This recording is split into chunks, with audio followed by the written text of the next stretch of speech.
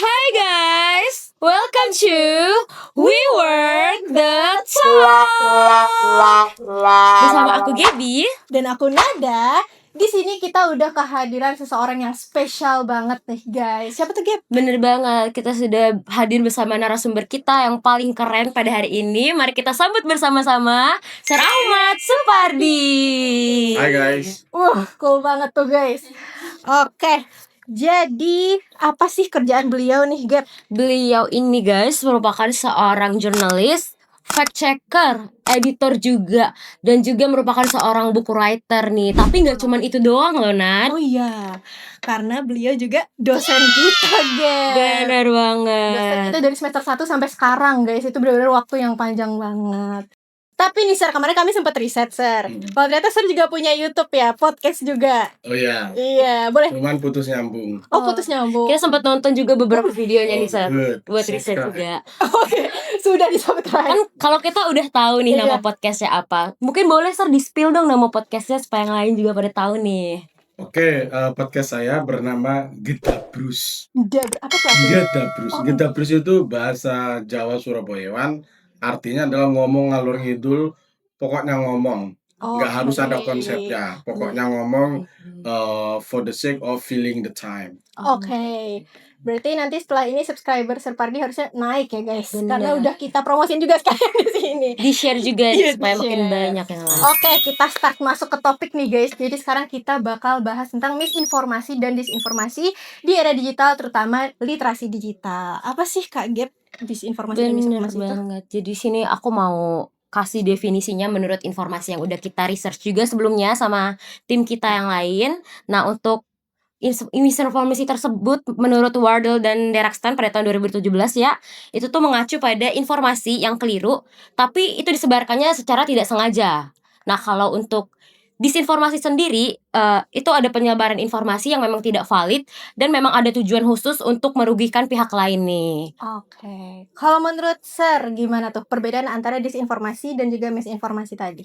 Udah benar seperti yang tadi itu, cuman intinya kan adalah pihak si penyebar. Ya, pihak si penyebar itu kalau dia nggak tahu bahwa itu adalah informasi yang keliru, maka kita mengkategorikannya sebagai misinformation. Tapi kalau dia udah tahu banget bahwa informasi itu keliru dan tetap disebarkan, berarti kan dia punya niat. Ya tentu niatnya biasanya nggak bagus. Nah, Oke. kalau dia memang udah tahu itu nggak benar, tetap dia sebarkan karena dia ingin mencapai hal-hal tertentu, kepentingan dia atau kelompoknya sendiri, nah itulah yang kita sebut sebagai disinformation. Based on tema kita yang udah kita pilih nih teman-teman semua, kita juga udah siapin sebelumnya dari jauh-jauh hari. Itu adalah who to trust. Bagaimana menyaring informasi di era digital. Iya, Oke. betul banget. Karena kan memang sekarang era digital tuh kita di mana-mana pegang HP Sir. Kita di mana-mana baca informasi lewat HP. Jadi dan itu kan kita menyaringnya juga bingung ya Sir. Jadi siapa yang harus kita trust, who to trust gitu Sir. Jadi kalau menurut Sir gimana nih secara tema kita ini siapa yang harus kita percaya di dalam era digital sekarang? Oke ya, di era digital itu kita mengenal konsep the death of expertise. Dalam arti, karena begitu banyaknya pihak yang bisa berbagi informasi, siapapun bisa berbagi informasi, bisa berbagi komentar dan sebagainya, maka kita berada pada masa di mana keahlian itu seolah-olah sudah mati. Oke. Keahlian sudah mati dalam arti, semua orang bisa berbicara, orang yang punya keahlian di bidang itu bicara, tapi orang-orang yang tidak punya keahlian apapun di bidang itu juga berbicara. Iya betul. Bahkan sampai kepada pengetahuan yang sangat teknis ya, seperti kedokteran misalnya. Dokter ngomong begini, masih ada loh orang yang kemudian yang sama sekali nggak pernah kuliah kedokteran yang kemudian membantahnya.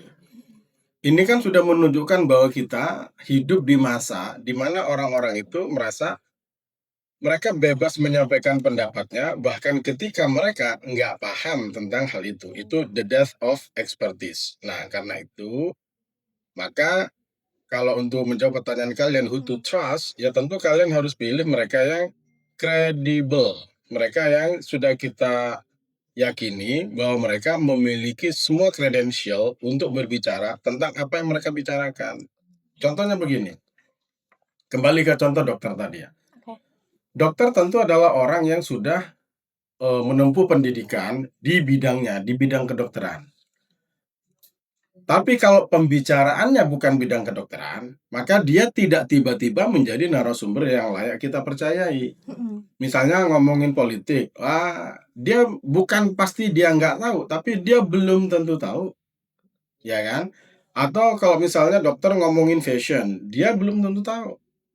Tapi kalau dokter berbicara tentang kesehatan, nah itu dia memang layak untuk berbicara di situ. Memang expertnya gitu. Iya, memang expertnya ya, who to trust. Kemudian kalau kita berbicara tentang fashion, tentu mereka yang satu emang sudah paham atau yang sudah bergerak di bidang itu dalam jangka waktu yang lama dan kemudian, sudah memperoleh reputasi yang bagus di bidang itu, ya oke, boleh kita percayai mereka. Intinya adalah kita lihat, pembicaraannya itu soal apa, kemudian background orang ini berkait dengan tema itu seberapa kental, seberapa kuat. Kalau misalnya memang kental, kuat, dan, dalam perjalanannya itu mereka jarang atau bahkan tidak pernah, berbicara sesukanya, tapi berbicaranya memang biasanya dilengkapi dengan data atau mencerminkan pengetahuan mereka, maka oke lah yang ini boleh kita percaya untuk bidang yang itu, gitu. Oke. Tapi bukan mempercayai orang, satu orang untuk segala hal, enggak. Mhm. Betul. Karena kita memang harus percaya ke expertnya masing-masing yang memang Yes, of kita course. Semua bidang pasti ada yang punya ilmu di sini, ilmu di sini, Mhm dan ilmu di sini. mhm Dasar mhm. kebetulan. Saya dosen, tetapi tentu tidak semua pembicaraan saya mencerminkan keahlian saya. Kalau yang untuk komunikasi, media, itu bidang saya. Tetapi ketika saya berbicara tentang kedokteran, no way, I'm not the one to talk about it. Baik, Sir. Jadi dalam kita memilih seseorang untuk menjadi narasumber itu kan harus ada based on expertise-nya nih, di bidang mana dia menguasai tersebut, dan itu merupakan salah satu cara dia untuk menyampaikan pesan yang akan dia kasih ke orang-orang, di mana itu berkaitan dengan cara encode dia sendiri, begitu, Sir? Iya, dia meng-encode pesan. Iya, dia meng-encode Oke. pesannya. Oke. Dan juga, kita nih sebagai receiver-nya itu juga mendecode pesan dari dia itu Betul. seperti apa sebenarnya, begitu kan, Sir? Betul. Jadi bagaimana sih sebenarnya, Sir, kaitan antara encoding dan decoding ini dengan disinformasi dan misinformasi sendiri? Ya, oke, teman-teman. Jadi sebenarnya yang berkaitan itu bukan hanya encoding dan decoding-nya, tetapi encoding, decoding, dan media literacy atau level literasi media terutama dari si audiens ya. Karena begini, masing-masing orang ketika dia berbicara atau ketika mereka berbagi informasi itu mereka kan menginjek sesuatu. Misalnya begini, Presiden Prabowo misalnya ya. Tentu ketika orang berbicara tentang Pak Prabowo, ada yang fokusnya itu adalah, Pak Prabowo dan, MBG, atau lebih fokus lagi MBG sebagai sebuah kebijakan yang tidak tepat. Tapi mungkin kan ada juga, orang yang kemudian berbicara tentang Prabowo dengan segala macam keberhasilannya misalnya. Nah, tentu mereka meng-encode pesan yang berbeda. Ketika pesan itu disampaikan, kita dan orang lain yang mendengar pesan tersebut atau yang membaca pesan tersebut, kita kemudian mendecode atau menafsirkan. Hah, program begini dianggap sukses. Nah, itu berarti kan ada mereka mendecode tidak setuju dengan apa yang disampaikan. Mereka paham apa isinya, tetapi mereka kemudian tidak setuju dengan isinya. Orang yang seperti itu, mereka ini memiliki oppositional decoding position, Iya. ya. Tapi kalau kemudian mereka kemudian manggut-manggut, "Oh iya bener kok, memang itu betul. MBG itu memang benar-benar kebijakan yang tepat. Aduh orang-orang kok cerewet sih, wong kebijakan tepat begitu kok masih dinyinyirin." Nah, berarti orang ini memiliki hegemonic atau dominant decoding position. Dia mengerti apa pesan yang dimaksud dan dia setuju dengan isi pesan tersebut. Nah, kelompok ketiga adalah mereka yang satu, enggak terlalu paham apa yang disampaikan, atau mereka paham apa yang disampaikan tetapi mereka belum memiliki posisi, apakah bersetuju atau berseberangan dengan pesan tersebut. Nah, orang-orang seperti ini, maka mereka berada pada negotiated decoding position, ya. Oke. Silakan, ada Lanjut. pertanyaan lagi, silakan, ayo. Oke, tadi kan kita, Sir sempat mention nih kalau misalkan, masalah Prabowo MBG tadi, Sir. Nah, Mhm, Nada tuh sempat di-quote masalah Prabowo MBG ini di salah satu, kasus yang viral kemarin, Sir, yang mana? which is yang UI dan UGM demo itu, Sir. Oke. Nah, di dalam kasus tersebut itu pasti kan kita, banyak ya tersebar disinformasi dan misinformasi di, digital ya, Sir, di Mhm, media sosial kita terutama. Nah, di dalam di dalam kasus tersebut, kita kaitkan dengan tema kita awal tadi, who to trust menyaring informasi di era digital. Di dalam demokrasi ini, udah tersebar banyak informasi, siapa sih yang harus kita percaya, Sir? Apalagi kan narasinya itu udah tersebar luas banget ya, sudah tersebar, udah tercampur-campur dengan narasi-narasi yang mungkin berbeda-beda gitu, Sir. Jadi, siapa yang harus kita percaya di dalam, study case ini, di dalam, demokrasi ini gitu, Sir? ya, apa namanya, demo, ya kan, demo mahasiswa. Maka siapa yang berhak untuk kita percayai? Oke lah, untuk percaya itu nanti dulu. Tapi mungkin kita awali dengan siapa yang sekiranya memang mengerti tentang hal itu. Mengerti karena mereka berada di situ atau mereka mendengar hal itu secara langsung. Maka tentu saja kita kembalikan kepada siapa yang terlibat di situ. Kalau anak UI dan anak UGM, maka yang berhak untuk pertama kali kita dengarkan adalah mereka yang betul-betul berdemo itu. Versi mereka tentunya. Kedua, orang-orang yang memang berada di sana. Mungkin mereka bukan pelaku demonya, tetapi mereka ada di situ. Maka kita bisa tanya atau kita bisa dengarkan versi mereka. Yang mereka lihat itu seperti apa. Nah, karena kita tidak berada di lokasi, maka kita membutuhkan perantara yang kemudian bisa memberikan informasi tentang apa yang terjadi di lapangan tersebut. Kan begitu. Nah, perantara ini yang harus kita pilih dengan sungguh-sungguh teman-teman ya. Kenapa? Karena di masa sekarang siapapun bisa berbagi dan siapapun bisa mengubah berita atau konten apapun yang sudah ada menjadi berita atau konten berikutnya. Ya kan, ada video panjang kemudian diklip menjadi clipper yang pendek-pendek. Yes. Dikasih caption macam-macam. Itu kan sudah sering kita lihat. Nah, maka yang perlu kita lihat adalah siapa sih yang biasanya menjadi penyambung atau jembatan antara peristiwa dengan kita. Mayoritasnya adalah wartawan. Nah, untuk memastikan bahwa sumber itu memang berasal dari wartawan dan media yang terverifikasi, maka kita mulai dari situ. Kita coba baca dari media-media tradisional yang memang sudah terverifikasi saja. Itu dulu. Tentu ini tidak 100% menjamin akurasi, karena tentu wartawan dan medianya harus akurat dulu di dalam menyampaikan, informasinya. Dan zaman sekarang kan memang ada wartawan yang menyampaikan berita secara kurang akurat dan juga media-media yang, gatekeeping-nya kurang rapi itu kan juga ada. Tentu tidak semuanya ya. Nah, tetapi mereka masih lebih mending daripada orang-orang yang tidak berada di lokasi, tetapi kemudian merasa tahu, atau orang-orang yang tidak berada di lokasi hanya berbekal informasi yang mereka dengar dari pihak ketiga, atau informasi yang mereka baca dari sumber yang lain, kemudian mereka bikin clipper-clipper dengan caption sesukanya. Jadi ini adalah jenis informasi yang sedapat mungkin kita taruh di akhir, bukan informasi yang menjadi pertimbangan pertama. Informasi yang pertama yang dari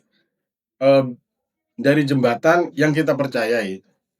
Mayoritasnya adalah dari wartawan dan dari media yang terverifikasi. At least dari situ dulu. Kalau memang kita punya sumbernya, maka kita bisa bertanya kepada mereka yang berada di lokasi atau mereka yang betul-betul terlibat di situ. Kalau kita punya aksesnya. Oke. Saya ada baca salah satu artikel dari Sir Wardle, Sir. Nah, beliau bilang perbedaan disinformasi dan misinformasi itu terletak di niatnya. Tapi gimana sih cara kita tahu niat seseorang itu, Sir, dalam menyebarkan informasi gitu, Sir? Oke, sungguh hanya Allah Subhanahu wa taala yang tahu niat. Karena niat itu adalah di dalam hati yang tersembunyi. Iya, benar. Oke ya. Begini. Tentu kita tidak akan pernah bisa tahu secara 100% ya. Wong namanya niat. Cuman niat itu kan biasanya terrefleksi di dalam apa yang kita kerjakan, apa yang kita sampaikan. Jadi yang pertama adalah kita bisa trace informasi itu datang dari siapa. Ding ding ding ding ding. Kan ada mereka yang berada di lapangan, katakanlah dalam contoh demonstrasi mahasiswa tadi contohnya ya. Ada orang-orang yang memang berada di lapangan, baik para mahasiswa itu, polisi yang mengamankan. Saya tidak menyebut tentara yang mengamankan ya, karena seharusnya mereka tidak berada di situ ya. Kalau polisi boleh ya. Kemudian ada wartawan. Nah, wartawan kemudian menulis dan dimuat oleh medianya katakanlah. Kemudian ada orang-orang yang memotong-motong berita itu. Kemudian ada orang yang memotong-motong dari hasil potongan itu tadi misalnya. Nah, dua versi yang terakhir ini kita abaikan dulu. Kita lihat versi yang pertama, yang berasal dari wartawan dari media yang sudah diverifikasi oleh Dewan Pers itu. Tapi kan belum tentu juga mereka bisa dipercaya. Nah, tapi kalau kita selalu tidak mempercaya ya sampai kapan ini berhentinya? Kan tidak ada titik akhirnya. Jadi betul, wartawan maupun media yang terverifikasi oleh Dewan Pers juga bisa melakukan kesalahan. Bahkan bisa saja mereka menipu secara sengaja, bisa saja sebagai sebuah kemungkinan, bisa saja. Tetapi kan kemungkinannya lebih kecil dibanding kelompok-kelompok yang tadi, yang lebih ke muara tadi itu ya. Nah, karena itu kita coba berita dari mereka kita pakai dulu, ya.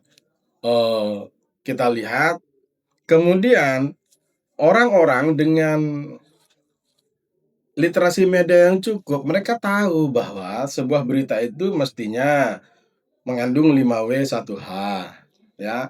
Berita itu mestinya logis. Kalau sudah jam segini biasanya apa yang terjadi? Kalau sudah sore gini loh. Pagi, siang, sore, malam itu keadaan itu sudah berubah. Kemudian jarak dari sini ke sana itu biasanya dalam keadaan macet berapa lama, dalam keadaan tidak macet berapa lama. Orang dibekali dengan kemampuan untuk bisa berpikir seperti itu. Kalau apa yang kita baca sesuai dengan logika, maka kemungkinan besar itu benar ya. Tetapi kalau secara logika saja sudah susah untuk dimengerti atau kita anggap tidak logis, maka itu adalah alarm pertama yang mestinya membuat kita waspada. Kok ini kok logikanya nggak masuk ya? Jangan-jangan nggak benar nih. Itu harusnya menjadi alarm pertama yang mengingatkan kita. Seperti itu. Ya, berarti konklusinya itu kita harus aktif juga ya, Sir, dalam media tadi, Sir, kita. Iya dong.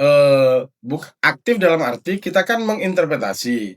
Dan kita, apalagi mahasiswa, kan sudah sudah dibekali dengan critical thinking, dengan kemampuan berpikir kritis. Itu harus digunakan. Karena bedanya mahasiswa dengan orang-orang dengan tingkat pendidikan yang lebih rendah, dengan pengalaman, dengan wisdom yang lebih rendah, itu adalah terutama terletak pada critical thinking-nya. Kalau misalnya ada sebagian pihak yang langsung percaya begitu saja dengan segala macam yang mereka baca, ya kalian mahasiswa tentu jangan dong. Ya.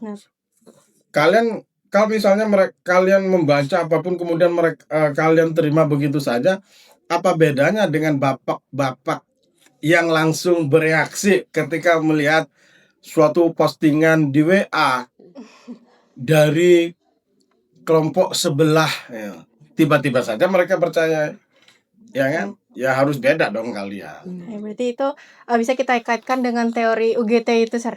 User gratification, yes, user gratification theory. Usage and gratification theory, oke. Yes. Di mana kita jadi nggak cuma korban media tapi juga aktif di media gitu, Sir. Ya, cuman kalau UGT itu kan lebih kepada kita mengkonsumsi suatu produk media Mhm. karena kita melihat ada manfaatnya. Oke. Kalau UGT lebih lebih ke situ. Misalnya saya lebih banyak mengkonsumsi platform berita karena saya merasa mendapatkan manfaat dari berita. Orang lain mungkin mereka lebih menggunakan apa namanya, series, lebih sering nonton series daripada nonton berita. Karena series bagi mereka lebih mendatangkan gratifikasi, lebih mendatangkan manfaat untuk mereka. Oke. Saya jarang nonton series ya. Begitu sudah mulai harus berbayar atau harus harus apa namanya, subscribe, Mhm. udah ogah saya. Sama sih saya. Oke, atau teori kedua apa sih, Gap? Ada dibahas terkait dengan gatekeeping teori nih, Sar. Oke. Sebelumnya juga Sar tadi sudah mention nih, makanya kita mau mengulik lagi lebih dalam tentang gatekeeping teorinya tersendiri terkait dengan misinformasi dan disinformasi tersebut ya, Sar. Karena kan gatekeeping itu tuh bagaimana caranya informasi itu disaring, diseleksi dan kita terima nih, Sar. Benar. Dan juga sebelum kita pahami itu semuanya, sebelum kita saring, sebelum kita terima itu pasti ada tahap-tahapnya sendiri. Cara meng-gatekeep-nya itu sebenarnya bagaimana, Sar? Ya, gatekeeping itu kan berasal dari masa lalu, di mana media itu memiliki keterbatasan. Media cetak terbatas halamannya. Media broadcast, TV, radio terbatas airtime-nya. Jadi berapapun banyaknya berita yang ingin mereka sampaikan, mereka tetap terbatas karena satu hari itu hanya 24 jam. Tidak lebih dari itu. Dimanapun, di Jepang, di sini, di Amerika, satu hari ya 24 jam. Kemudian sekarang muncul media online yang seolah-olah tidak terbatas, tapi tetap mereka pun juga terbatas. Kenapa? Karena ada pihak-pihak yang mengelola. Nah, pihak-pihak yang mengelola ini punya keterbatasan energi, punya keterbatasan perhatian dan sebagainya. Sehingga pada dasarnya itu tetap terbatas. Nah, karena berita begitu banyak, sementara orang yang akan menyampaikan berita itu kepada publik memiliki keterbatasan, baik waktu, energi, halaman, dan sebagainya, maka mereka harus memilih. Mereka harus memilih. Berdasarkan apa memilihnya? Di masa lalu, ya di era komunikasi massa, itu mereka memilih berita yang akan disampaikan berdasarkan mayoritasnya ya, itu berdasarkan standar-standar yang memang sudah diakui dan bersifat objektif. Misalnya mereka memilih berdasarkan news values. Apa sih dampaknya bagi masyarakat? Apa sih nilai pentingnya? Apakah ada orang terkenalnya di situ? Berapa besarannya? Apakah ada kedekatan dengan audiens kita misalnya? Kemudian apakah hal itu sudah diverifikasi atau belum? Berdasarkan hal itu. Tapi di masa sekarang tentu sudah terjadi pergeseran. Kenapa? Karena dengan semakin dijayanya platform, ya mereka memiliki algoritma. Sementara media-media massa ini mereka sudah semakin kehilangan sumber pendapatannya, iklan sudah semakin menurun. Sebagian upaya yang mereka yakini bisa mempertahankan pendapatan bagi mereka adalah kalau mereka berhasil mendapatkan perhatian yang besar atau attention yang besar dari audiens. Karena itu ini kita sebut sebagai the attention economy atau ekonomi berdasarkan perhatian. Sialnya, dalam rangka mendapatkan perhatian itulah kadang-kadang, bukan kadang sih, cukup sering, atau bahkan sudah mulai dominan saat ini, media itu menggunakan cara apapun untuk menarik perhatian. Karena itu sekarang kita menemukan judul-judul clickbait ya atau image bait, pakai apa? Pakai gambar yang menarik perhatian meskipun ketika kita klik isinya bisa beda, atau rage bait, memunculkan judul-judul yang membuat kita menjadi marah. Karena kalau kita marah maka kita tertarik untuk ngeklik ya. Sehingga kalau tadi ditanyakan tentang gatekeeping, ya proses gatekeeping itu sampai sekarang masih ada. Cuman dasar bagi gatekeeping itu sudah mulai bergeser. Kalau zaman dahulu media memilih itu berdasarkan standar-standar objektif, kalau sekarang mereka memilih sebagiannya masih menggunakan standar objektif tadi, sebagiannya sudah dicampur dengan pertimbangan-pertimbangan algoritma.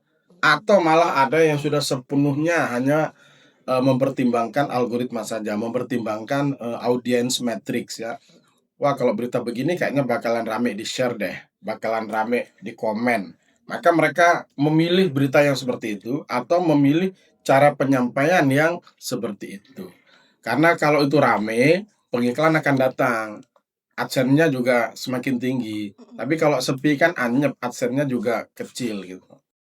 Nanda mau mention yang the economy of attention tadi ya, Sir. Nah, itu tuh bagaimana cara mengatasi the economy of attention itu di konteks disinformasi dan misinformasi ini, Sir?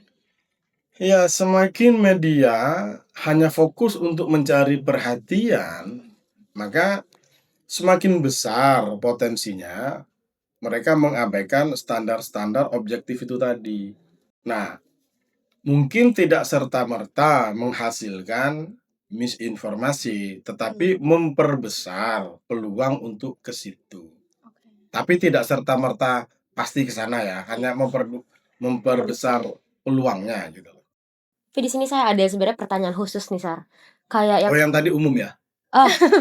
dari saya sendiri karena saya penasaran, bener-bener Yes. penasaran. Selama demo yang tanggal 12 Juni kemarin itu tuh saya perhatikan di stasiun TV tuh yang menyebarkan itu, yang mereport itu cuman Kompas, Sir. Dan kayak Metro TV, terus juga TV One dan media-media lain tuh nggak meliput. Itu tuh sebenarnya kenapa sih sebenarnya, Sir? Karena cuman Kompas yang berani untuk meliput demo tersebut. Ya, berarti kita akan membicarakan tentang betapa rentannya posisi media saat ini. Sebelum saya jawab ke situ ya. Jadi begini teman-teman. Di masa lalu, media itu cukup sehat. Kenapa? Karena mereka adalah satu-satunya, nyaris mereka adalah satu-satunya sumber informasi. Kita, audiens, hanya mendapatkan informasi yang dalam jumlah besar dan bersifat kontinu, itu adalah dari media-media. Dengan cara membaca koran, membaca majalah, nonton TV, mendengarkan radio. Karena itu, karena mereka adalah satu-satunya, maka kita rajin nonton mereka atau baca mereka. Karena kitanya rajin nonton atau membaca mereka, maka pengiklan datang. Kenapa? Karena pengiklan ingin mendapatkan perhatian kita. Pengiklan ingin mendapatkan perhatian kita.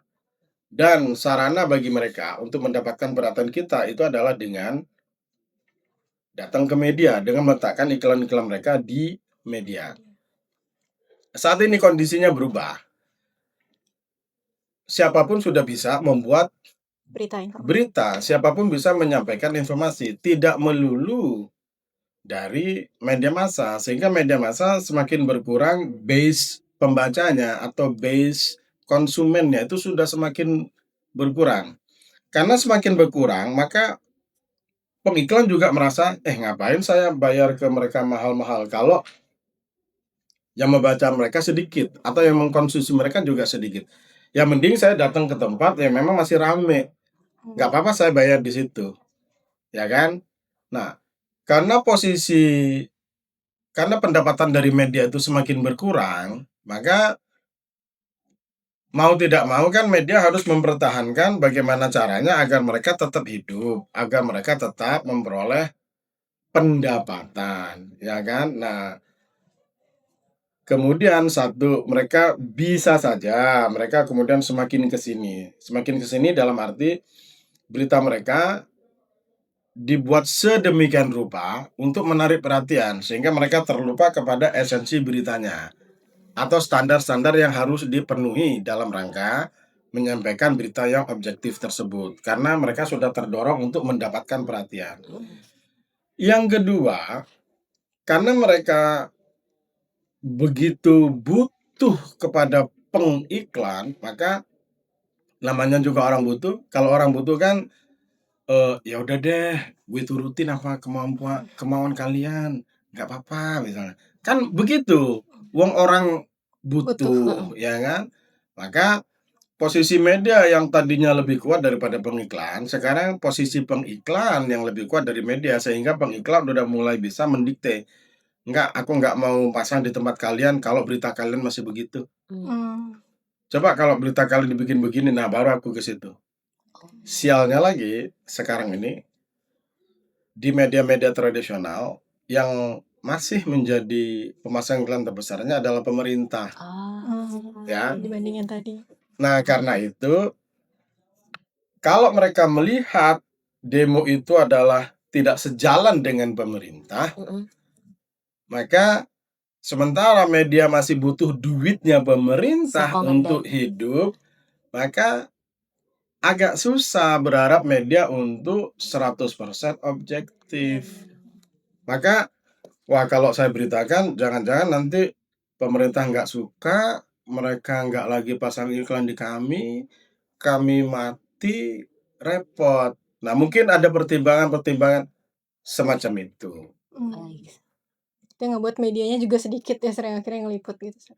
Iya, karena mereka, waduh, ini antara sumber duit sama kewajiban sosial, ya. Jadi mereka harus menimbang antara kewajiban sosial menyampaikan informasi dengan sebenarnya dengan sumber duit yang bisa mempertahankan nyawa mereka.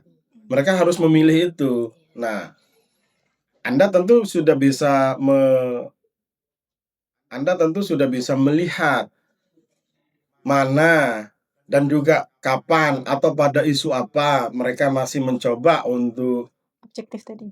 objektif untuk menjalankan fungsi sosial mereka, dan siapa, kapan, dan dalam kasus apa mereka lebih mempertahankan periuk nasinya gitu. terkait dengan netralitas mereka juga ya, Sar, untuk meliput beritanya juga. Iya, artinya semakin kita tergantung kepada suatu pihak, ya semakin kita tidak netral ke pihak itu. Mungkin kalau dari kita sendiri nih, topik yang mau kita bahas nih udah selesai nih, Sar. Tapi dari teman-teman yang ada di belakang layar, mungkin ada pertanyaan yang ingin ditanyakan kepada Sar Supardi, bisa dipersilahkan. Karena mereka kayaknya juga ada mungkin dari tadi Aduh, kepo pengen gitu, banget pengen nih banget bertanya. Banyak banget. udah ini. angkat tangan. Oke, aku mau Silakan. tanya. Jadi tadi kan sudah dibahas kayak berita-berita segala macam. Terus gimana ekonomik apa itu tadi? Di attention economy. The attention of the economic itu. Cuman aku mau tanya, berarti di zaman sekarang itu udah nggak ada media yang netral gitu ya, Sar?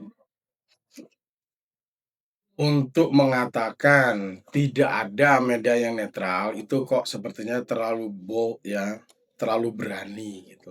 Apalagi kita kan juga, saya juga tentu tidak punya data yang sedalam dan seluas itu. Sehingga janganlah kita sampai menyatakan hal yang seperti itu. Tetapi memang kondisi sekarang adalah lebih berat bagi media di masa ini untuk tetap objektif, ya.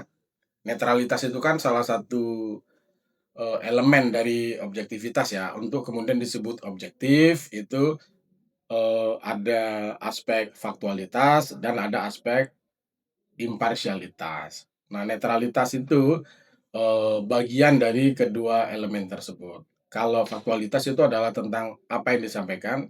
Kalau imparsialitas itu adalah bagaimana hal itu disampaikan. Nah, di masa sekarang semakin berat memang bagi media untuk tetap objektif. Tetapi bukan berarti tidak ada. Ya, bukan berarti tidak ada. Saya yakin masih ada. Cuman memang mungkin yang gambaran yang mungkin lebih objektif adalah suatu media bisa tidak objektif pada hal-hal ini, tapi mereka masih berusaha untuk relatif objektif pada hal-hal yang lain. Nah, pada media yang lain lagi, mungkin mereka bisa objektif pada hal yang berbeda lagi, dan mereka mungkin relatif kurang objektif pada aspek yang lain lagi, tergantung power relations-nya. Jadi, mereka tergantung kepada siapa dan dalam aspek apa. Ketika mereka tergantung kepada pihak tertentu, maka pada aspek yang berkait dengan pihak tertentu itulah biasanya media akan kurang bisa bergerak untuk sepenuhnya netral.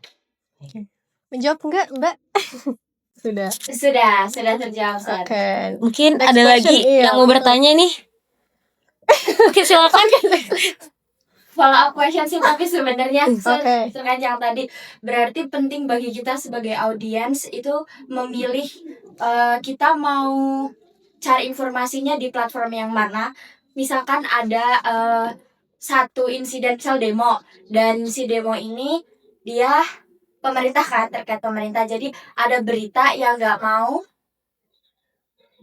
Diberita. ngasih berita tentang Ada media. Ada media. ada media yang nggak mau meliput tentang demo karena dia di bawah pemerintah. Jadi kita juga nggak usah lihat berita dari mereka. Jadi kita melihat berita dari yang lebih netral untuk membahas tentang demo tersebut gitu. Jadi kita punya hak untuk memilih mana nih berita yang paling netral untuk kita konsumsi kayak gitu, Sat.